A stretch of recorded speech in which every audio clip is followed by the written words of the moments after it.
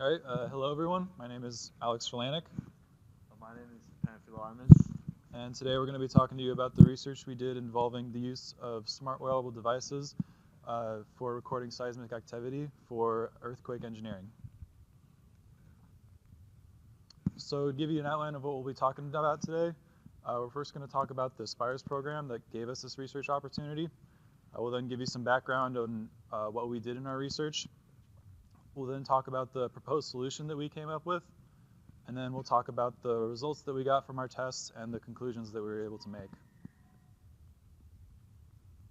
So the SPIRES program stands for Accelerated STEM Pathways Through Internships, Research, Engagement, and Support.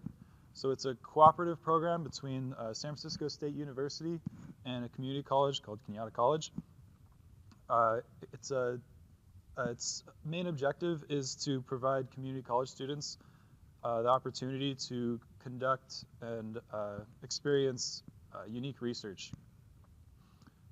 It was a 10-week summer internship program that consisted of 5 different groups, each with a different engineering focus, and each group consisting of a professor at San Francisco State University, a graduate at San Francisco State that's working with that professor, and then 4 undergraduates from Kenyatta College that would work with the graduate student on a research topic that was assigned to them by the professor.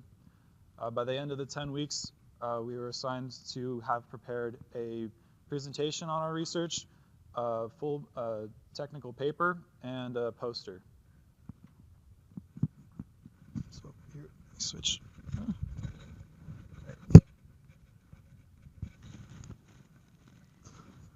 Next on our outline, we'll talk about the background behind our research. So I'm gonna start off with how many of you guys have experienced an earthquake before? By a show of hands. Okay, a few of you. Oh, sorry, a few of you guys. So earthquake occurs due to plate tectonics, in which they collide and pass one another. And depending on how rapid they pass or collide one another, we usually have an earthquake, and that also depends on the magnitude of it. What usually follows with an earthquake is sometimes we have damages in buildings, at other times we have loss of life, we have damages in infrastructure, city infrastructure. So sometimes we want to find a way to prevent this from happening, and the way we do that is by collecting seismic data. Today, we have a method that we use. So we use these devices called Seismic Stations, which you see up here, and they're located all around the world, in which during an earthquake, when there's a movement in the earth, these devices collect the data and then send it to the U.S. Geological Survey, where the data is sent where scientists can analyze it. As you see here, they're powered by by the sun, and then they send out the data through satellites. Here's a better picture of it. So these devices are equipped with high fidelity sensors, which measure the horizontal displacement of the Earth movement. As you see here, they're dug into the ground. But an issue that we run into with these devices is that they're very expensive to install and to keep them operational. So we want to find a way today with emerging technologies how can we complement this method already with the emerging technology we have today. So today we're part of a concept called the Internet of Things, in which we use wireless sensor networks to connect to the internet and to other devices. So a lot of devices, for example, smartphone, they're equipped with many sensors that help you interact with it. For example, the GPS sensors that you find in your inside of your phones enables Google Maps to give you a approximate location of where you're at and tell you and gives you an estimate of how long it will take you to get to one place into another based on that sensors. So we want to figure out how we can utilize this concept and these emerging technologies to complement the method of collecting more data and complementing it into the seismic stations we have today. Which brings us to our next topic, which is the proposed solution for our research and for the idea we had. So our focus over the summer through our research was using wearable devices. Wearable devices are today becoming very popular, and we're hoping in the future a lot of people would have a smart watch in their hand. So we have a lot of people who are like a lot of brands that are have many sensors. So people who use fitness trackers, all these all these smartwatches are equipped with many sensors. So we want to utilize the sensors within these smartwatches to pretty much use it in our research. But before we can do that, we have to compare the wireless sensors that are inside these smartwatches and compare it to the sensors that we already use that our seismic stations are equipped with. So today, so over the summer, we had to compare the wireless sensors with the high fidelity sensors that are built into the seismic station to see whether it was possible for us to even use this method. We use the shimmer, which is a device that has all the sensors that you would find in a smartphone and a smartwatch. Especially, our focus was using the accelerometer, which is here, which is what we would use to collect data, and that's what the seismic station uses as well. And the reason why we use the shimmer device was because it prevented us from having to create a separate application for a smartwatch if we use a smartwatch. So that'd be a lot more work for us to do. And we were able to use and connect these shimmer devices to the MATLAB program into a computer that we use in the lab at San Francisco State. And we were able to just focus on comparing the data that we collected through the simulations that we put it through.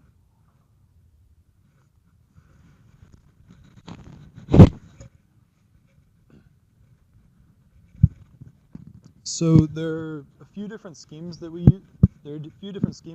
For connecting our shimmer devices wirelessly to collecting the data. What we used was called a master-slave scheme. It consists of a master node, say a computer or a laptop, and then multiple slave nodes, in this case the shimmer devices. In this scheme, all 4 of the shimmers would connect to the one master node via Bluetooth. That way, the single master node can both collect data from all the shimmer devices at the same time, as well as control them all. So during our internship, we worked on the campus of San Francisco State.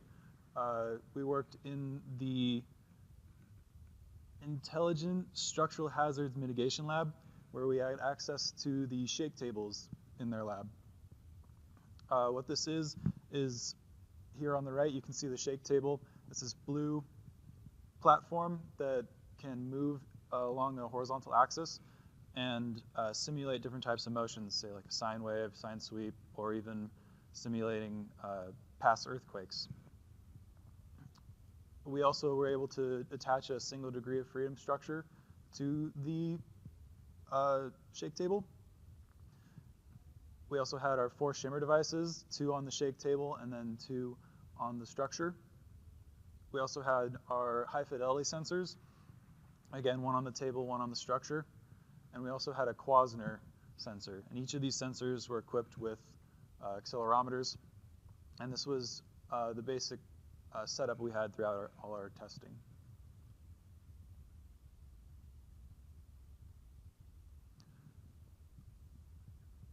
So again, what Panfilo was saying earlier, we wanted to compare the data collected from the shimmer devices to the sensors in high fidelity sensors to make sure that they were reliable. This was some of the data that we collected from one of our tests. It's acceleration versus time. This was a free vibration test. And as you can see, the red line indicates the data collected from the shimmer, and the blue line indicating the data collected from the high fidelity sensor. As you can see, the data was very similar. We did multiple other tests and got the same results, so we were able to conclude that they were reliable. So here is the data collected from the 4 shimmers in one of our tests. This was a simulation of the Northridge earthquake. The 2 high amplitude waves are the acceleration measured from the 2 shimmers on top of the structure, as we saw earlier, and the 2 lower amplitudes are from the shimmers attached directly to the table. As you can see, the data is not synchronized in time, and this was a very common issue with wireless sensor networks. So this was our main focus for most of our research, was trying to synchronize this data so that it can be usable and readable. So the way we did that was we figured that the first thing we needed to do was to try to determine what the offset was between the two waves. So here we have an example of two waves that are out of sync. So we figured, again, the important part was to figure out what the offset was. The way we did this was we created an algorithm that we were able to implement in MATLAB, which used the local timestamp from each shimmer device and compared it to the Unix timestamp that we were able to get from our master node that would estimate what the offset was and then be able to shift the data over to line up our data and synchronize it. Is this you?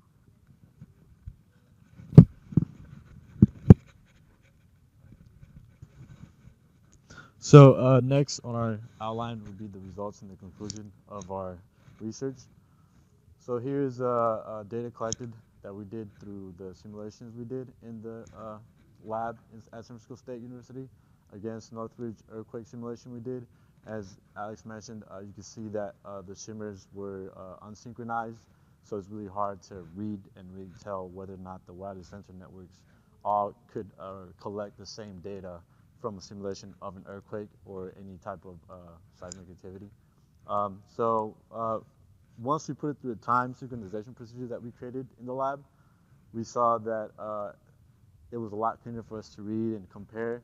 So these two right here are the ones that we had on top of the single degree of freedom structure, and then these are the ones that were on the shake table. And we were able to conclude that all the sensors within the four shimmers were able to collect the same data we expected it to collect, which then confirmed that we can rely on the wireless sensor networks regardless of when where they are in some particular time place in the map, that we can collect the same data from all of them.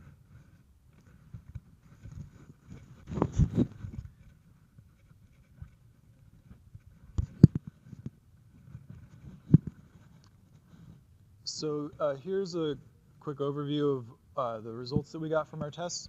The column on the left shows all the different tests we performed. We did a few free vibration, a few sine waves, sine sweep, and a couple earthquakes. The next column shows the offset before running it through our synchronization procedure. It was about 600 to 700 milliseconds. And then the next column shows what the offset was after it was run through our synchronization procedure, which reduced it dramatically. The column to the far right shows that it was able to decrease it by an average of 98.4%. So what we were able to conclude from this research was that, one, the wearable devices are reliable for recording seismic data, and two, that the algorithm that we developed was successful in synchronizing the data that we collected from our tests.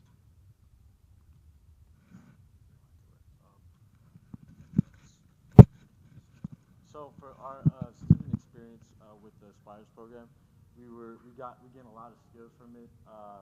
We use, especially with oral presentation, academic and scientific writing, integrating theory into practice in the labs, proficiency in learning and the application of what we learned, and that we were able to transition pretty well from the guided learning into dependent learning. And we were able to, since we had to read out researches and kind of figure out all these things that we need to know before we can conduct this research. So that was a good experience for us as students, and it gave us a lot of real practice in the world. So before we end and conclude our presentation, I want to acknowledge Dr. Enriquez for giving us the opportunity to be here at the Spires program, the ASEE and PSW for giving us the opportunity as well, our professor, Dr. Jang, and the graduate students who guide us throughout the research, and our two colleagues who are not here at the moment for helping us throughout the research. So that concludes our presentation.